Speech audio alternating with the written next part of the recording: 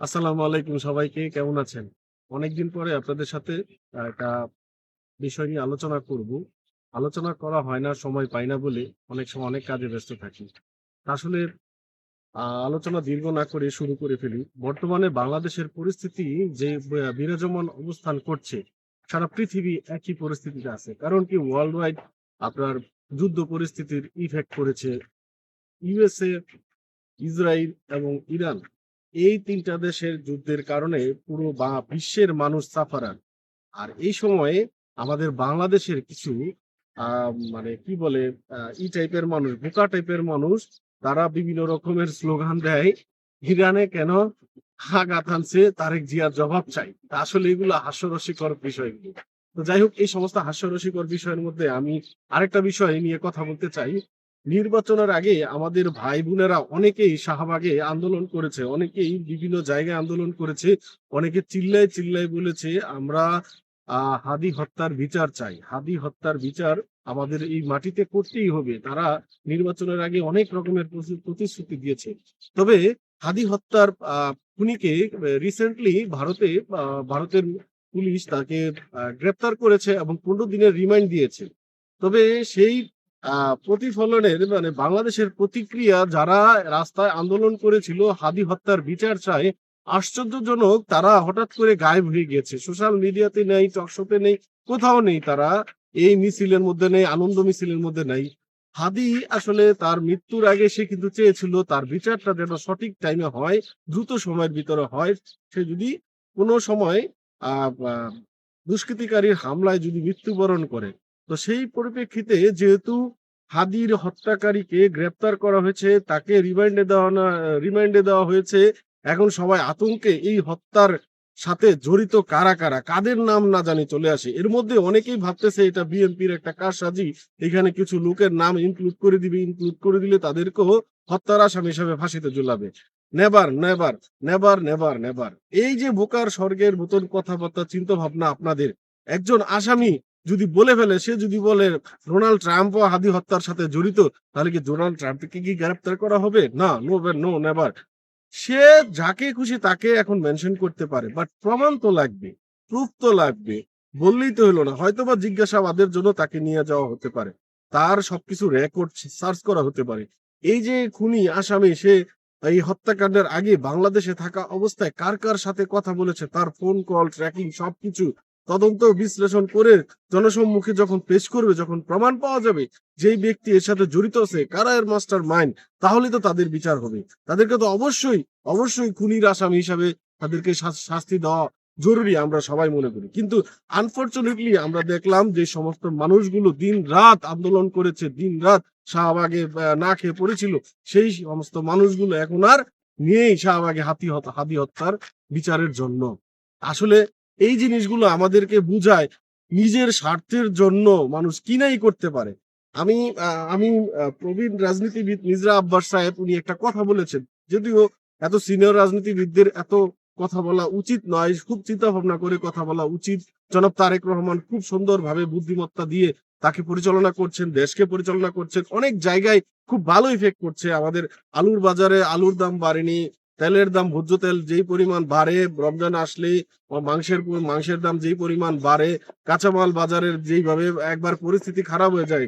যদিও উনি সপ্তাহখানিক বসার আগেই কিন্তু রমজান শুরু হয়ে গেছে, সরকার ক্ষমতায় আসার আগেই।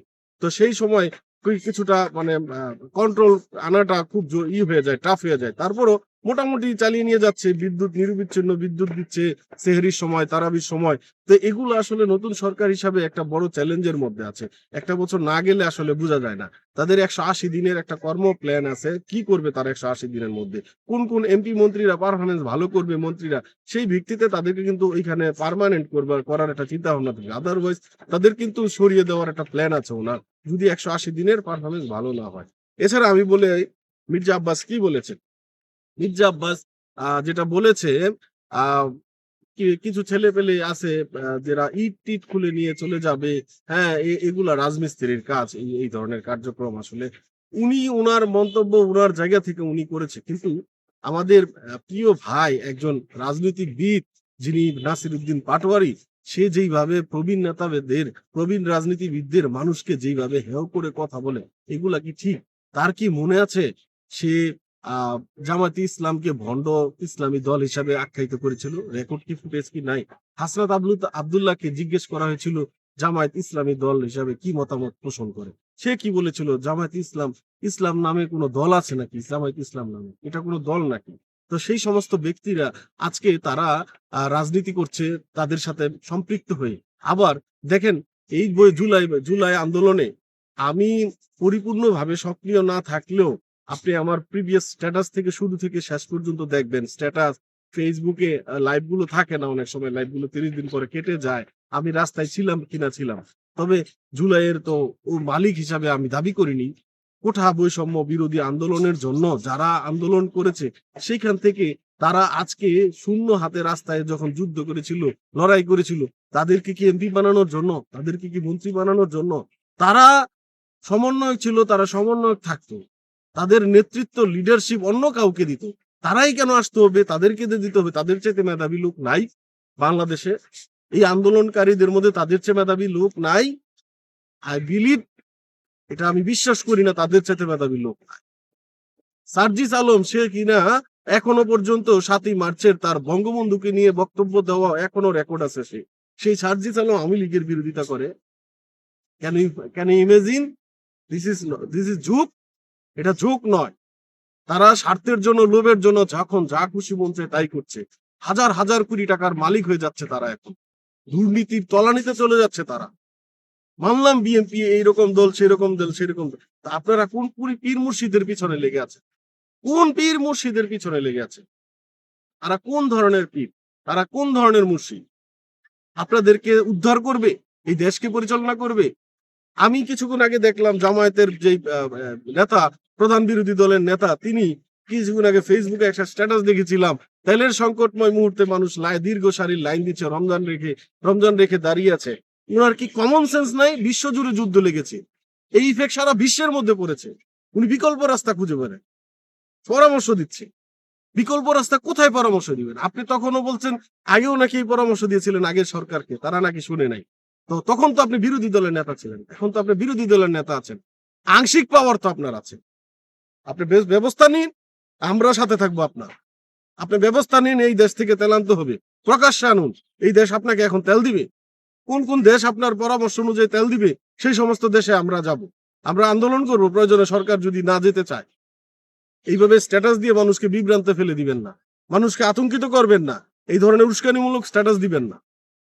কাঁধে কাঁধ মিলে কাজ করুন, দেশের উন্নয়নে কাজ করুন, সবার আগে বাংলাদেশ। সালাম আলাইকুম।